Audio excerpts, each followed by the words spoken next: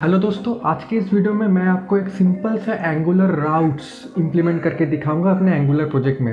By the way, जिनको नहीं पता एंगुलर राउट्स क्या होता है, मैं बता दूं उनको कि एंगुलर राउट्स नेविगेशन में काम आता है, यानी कि एक पेज से दूसरा पेज में नेविगेट करने के लिए राउट्स का इस्तेमाल किया जाता है। वैसे आप सबको पता ही होगा, एंगुलर में कोई स्पेसिफिक पेज नहीं होता है, एंगुलर में होता है कंपोनेंट्स। एंगुलर में हम राउट्स के थ्रू एक कंपोनेंट से दूसरे कंपोनेंट इजीली नेविगेट कर सकते हैं। तो चलिए देख लेते हैं कैसे ईजीएस्ट वे में हम एंगुलर राउट्स को इम्प्लीमेंट कर सकते हैं अपने प्रोजेक्ट के अंदर। तो हम आ गए हैं अपने कंप्यूटर स्क्रीन पे। तो हमारा सबसे पहला स्टेप ये होगा कि हम एक नया एंगुलर का प्रोजेक्ट बनाएंगे। तो हमें इस लोकेशन में मुझे एंगुलर का नया प्रोजेक्ट बनाना है। तो मैं यहाँ पे सिंपली CMD खोल लेता हूँ और यहाँ पे मैं नया प्रोजेक्ट बना देता हूँ NG न्यू राउटिंग प्रोजेक्ट। इस स्टेप 1 के 2 सब पार्ट्स हैं। पहला पार्ट ये जिनका नया प्रोजेक्ट बनेगा, और दूसरा पार्ट ये कि पहले से जिनका प्रोजेक्ट बना हुआ है। तो मैं सबसे पहले ये दिखाने वाला हूँ कि जो नया प्रोजेक्ट बनाने वाले हैं उनमें राउटिंग कैसे इनेबल करना है। तो आप simply NG new routing project अपना प्रोजेक्ट का नाम लिख के एंटर कर सकते हैं, या तो फिर आप ये कमांड भी फायर कर सकते हैं। चलिए मैं बिना इसके ही फायर कर देता हूँ, तो क्या होगा हम देख लेते हैं। तो देखिए, जैसे ही मैंने ये NG न्यू राउटिंग प्रोजेक्ट किया, मुझे पूछ रहा है, सवाल पूछा जा रहा है कि क्या आप एंगुलर राउटिंग चाहते हैं। तो मैं सिंपली यहाँ पे येस कर दूंगा और एंटर कर दूंगा। यहाँ पे मुझे पूछा जा रहा है कि आपको क्या चाहिए, CSS चाहिए, SCSS चाहिए, SASS चाहिए, LESS चाहिए। ये डिज़ाइनिंग के लिए है। तो मैं सिंपली यहाँ पे CSS के लिए एंटर कर दूंगा और ये हमारा नया प्रोजेक्ट बन रहा है।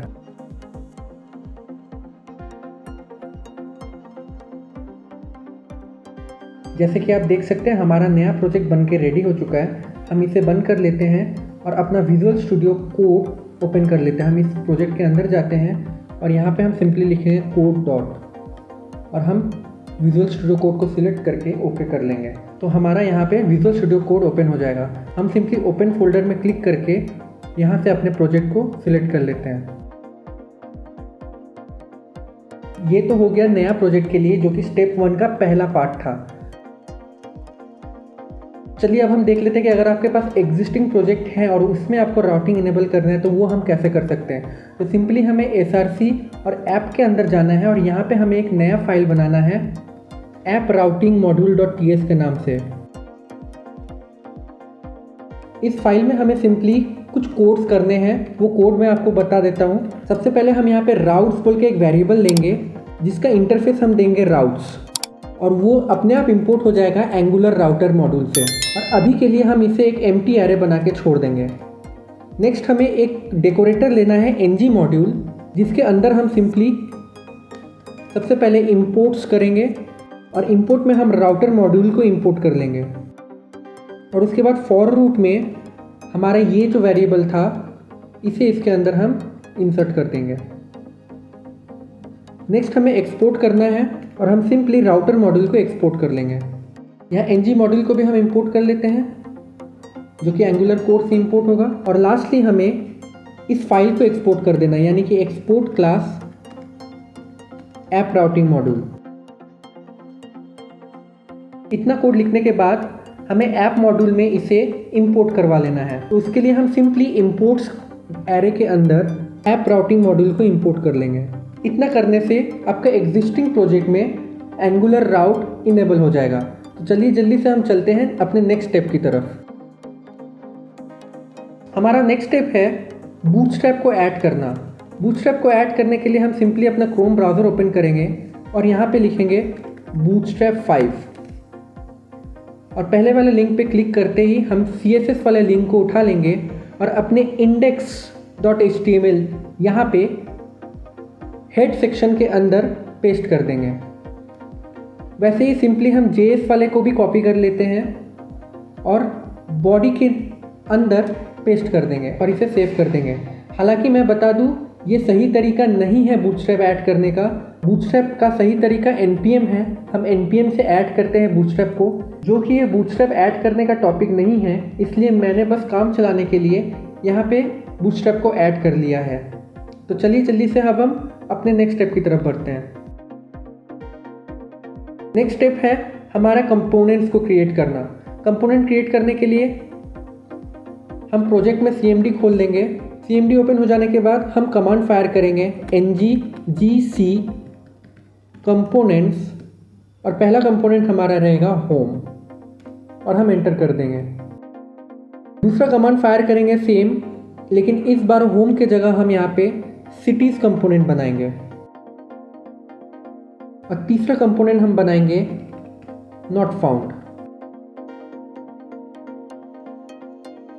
पहला जो कंपोनेंट है हमारा होम कंपोनेंट, उसे हम डिफ़ॉल्ट राउट के लिए यूज़ करेंगे। दूसरा कंपोनेंट जो सिटीज वाला कंपोनेंट है उसे हम पैरामीटराइज्ड राउट के लिए यूज़ करेंगे और तीसरा जो कंपोनेंट है नॉट फाउंड वाला कंपोनेंट, उसे हम वाइल्ड राउट के लिए यूज़ करेंगे। तो हमारा नेक्स्ट स्टेप है राउट्स को डिफाइन करना। उसके लिए हम ऐप के अंदर ऐप राउटिंग मॉड्यूल .ts इसके अंदर आ जाएंगे। जो एरे हमने खाली छोड़ा था उसके अंदर हमें राउट्स को डिफाइन करने हैं। तो उसके लिए हम एक सिंपली ऑब्जेक्ट बनाएंगे और लिखेंगे पाथ, और अगर ये एम्प्टी रहा तो ये कंपोनेंट कौन सा लोड होना चाहिए, वो होना चाहिए होम कंपोनेंट। वैसे ही सिमिलरली अगर पाथ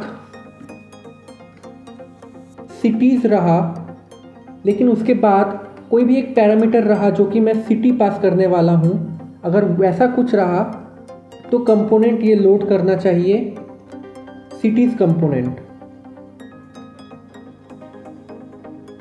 और नेक्स्ट ऑब्जेक्ट मेरा ये बनेगा कि अगर पाथ इन तीनों के अलावा कुछ भी रहा तो कुछ भी रखने के लिए हमें यहाँ पे डबल स्टार देना पड़ेगा, और अगर कुछ भी रहा तो कंपोनेंट कौन सा लोड होना चाहिए, वो होना चाहिए नॉट फाउंड वाला कंपोनेंट। इतना करने के बाद इस फाइल को हम सेव कर लेंगे। याद रखें ये जो राउट्स है, ये राउट के ऑर्डर मेंटेन करना बहुत इंपॉर्टेंट है, क्योंकि राउट जो मैच करना स्टार्ट करता है एंगुलर, वो ऊपर से स्टार्ट करता है। इसी रीज़न से हम जो वाइल्ड राउट को है उसे हम सबसे नीचे रखते हैं कि अगर एंगुलर को पहला राउट नहीं मिला, दूसरा राउट नहीं मिला, ऐसे करते करते कोई भी राउट नहीं मिला, तो वो जाके लास्ट वाले राउट को हिट करेगा। अब हमारा नेक्स्ट स्टेप है एक nav बार ऐड करना।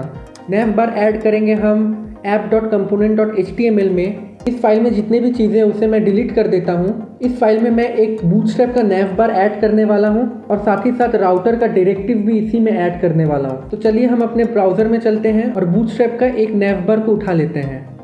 तो ये रहा मेरा कंपोनेंट्स और ये रहा मेरा nav बार। तो मैं ये वाला nav बार नहीं, ये वाला nav बार उठा लेता हूँ और यहाँ पे सिंपली कॉपी कर देता हूँ। nav बार में मुझे ये nav बार ब्रांड नहीं चाहिए, यहाँ पे मुझे होम चाहिए, फीचर्स और प्राइसिंग बिल्कुल नहीं चाहिए, तो मैं इसे डिलीट कर देता हूँ। ड्रॉप डाउन लिंक के जगह पे मैं यहाँ पे लिखूँगा सिटीज़। पहला सिटी मैं यहाँ पे देना चाहूँगा धनबाद, क्योंकि ये मेरा बर्थ प्लेस है। दूसरा सिटी मैं देना चाहूँगा कोलकाता, क्योंकि यहाँ पे मेरा बहुत आना जाना है। और तीसरा सिटी का नाम दूंगा मैं अहमदाबाद, क्योंकि यहाँ पे मैं 5 साल गुजारा हूँ। साथ ही जितने भी href है उस href को हमें हटाना है, क्योंकि href एंगुलर में काम नहीं करता। अगर हम href का इस्तेमाल करेंगे तो पेज रीलोड हो जाएगा, और एंगुलर का काम पेज रीलोड नहीं करना है। एंगुलर एक सिंगल पेज एप्लीकेशन है, वो बिना पेज रीलोड किए ही कंपोनेंट लोड करेगा। तो इसके लिए हम href के जगह पे राउटर लिंक का इस्तेमाल करेंगे और यहाँ पे हम ऑब्लिक दे देंगे, क्योंकि जब भी कुछ नहीं रहेगा तो डिफ़ॉल्ट राउट हमारा होम होगा। सेम वैसे ही इस ड्रॉप डाउन में हमें href की कोई ज़रूरत नहीं है, तो इसे हम रिमूव कर सकते हैं। तीसरा, इस href के जगह पे मैं यहाँ पे भी एक राउटर लिंक दे दूँगा, यहाँ पर भी राउटर लिंक कर दूँगा, यहाँ पर भी राउटर लिंक कर दूँगा, और इन तीनों पे मेरा राउट हो जाएगा सिटीज़। और इसमें जो पैरामीटर मेरा जाएगा, पहला पैरामीटर जाएगा मेरा धनबाद, दूसरा पैरामीटर मेरा जाएगा कोलकाता, और तीसरा पैरामीटर मेरा जाएगा अहमदाबाद। साथ ही मैं यहाँ पे और भी कुछ एट्रीब्यूट्स ऐड करना चाहूँगा, जैसे कि राउटर लिंक एक्टिव। ये बेसिकली लिंक पे एक CSS क्लास ऐड कर देगा एक्टिव बोल के, जब भी ये वाला राउट एक्टिव होगा। तो हम यहाँ से ये एक्टिव हटा देते हैं, क्योंकि हमने डायनामिकली यहाँ पे एक्टिव ऐड कर दिया। और यही वाला चीज़ मैं इन तीनों में भी रख दूँगा।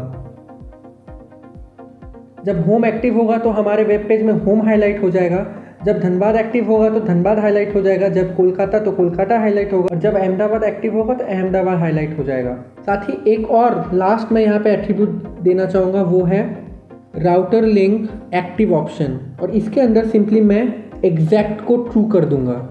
अगर हम इसे ऐड नहीं करेंगे तो ये होम को भी एक्टिव कर देगा क्योंकि यहाँ पे स्लैश से स्टार्ट होता है, और धनबाद, कोलकाता और अहमदाबाद को भी एक्टिव कर देगा क्योंकि ये भी स्लैश से स्टार्ट होता है। ये इसी को सिर्फ मैच करके इसके एक्टिव बना देगा, ये बाकी को पढ़ेगा ही नहीं। इसलिए अगर हम इसे ऐड कर देते कि एग्जैक्ट ट्रू, तो वो पूरा एग्जैक्टली स्टार्ट से एंड तक मैच करेगा राउटर लिंक को। अगर वो मैच होता है तो ही उसे क्लास दे देगा एक्टिव, नहीं तो उसे क्लास नहीं देगा एक्टिव। तो हमारा नैव बार लग चुका है। अब हमें इसमें राउटर डायरेक्टिव ऐड करना है, तो इसके लिए हम नीचे यहाँ पे एक कंटेनर फ्लूइड क्लास ले लेते हैं और इसमें हम राउटर आउटलेट, जो एंगुलर का राउटिंग का डायरेक्टिव है, इसे हम यहाँ पे ऐड कर देते हैं।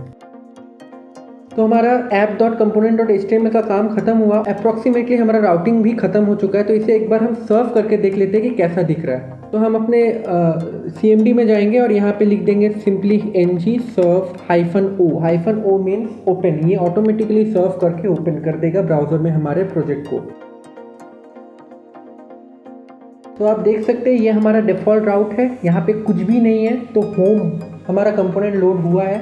हमने जो ये वाला एट्रीब्यूट ऐड किया था राउटर लिंक एक्टिव, तो हमारा अगर अहमदाबाद राउट एक्टिव है तो यहाँ पे अहमदाबाद हाईलाइट हो रहा है। अगर मैं होम पे क्लिक करता हूँ तो होम देखिए थोड़ा सा ब्लैकिश हो गया है, बोल्ड हो चुका है, यानी कि ये एक्टिव हो चुका है। अगर मैं कलकत्ता क्लिक करता हूँ तो कोलकाता हाईलाइटेड है। अगर हम सिटीज़ पे क्लिक करके धनबाद में क्लिक करते हैं तो हमारा राउट सिटीज़ धनबाद में बदल गया है और हमारा सिटीज़ कंपोनेंट लोड हो चुका है। यहाँ पे कलकत्ता क्लिक करता हो तो भी सिटीज़ ही रहता है, और यहाँ पे अहमदाबाद क्लिक करता हो तो ही सिटीज़ कंपोनेंट ही हमारा रहता है। तो हमें कुछ करना ऐसा है कि अगर मैं धनबाद में क्लिक करूँ तो यहाँ पे धनबाद शो करे, कलकत्ता क्लिक करूँ तो कलकत्ता शो करे, और अहमदाबाद क्लिक करूँ तो अहमदाबाद शो करे। उसके लिए हमें पैरामीटराइज्ड राउट का इस्तेमाल करना पड़ेगा। पैरामीटराइज्ड राउटिंग के लिए हमें सिटीज़ में cities.component.ts में आ जाना है और सिंपली यहाँ पे हमें कंस्ट्रक्टर में एक्टिवेटेड राउट का सर्विस को कॉल करना है। तो इसके लिए हम लिखेंगे प्राइवेट राउट एक्टिवेटेड राउट, और ng on init में हम पैरम्स को सब्सक्राइब करेंगे। तो उसके लिए हम लिखेंगे this.route.params. और इसे हम सब्सक्राइब कर लेंगे, सब्सक्राइब, और ये जो हमें रिटर्न करेगा ये हमें पैरम्स रिटर्न करेगा।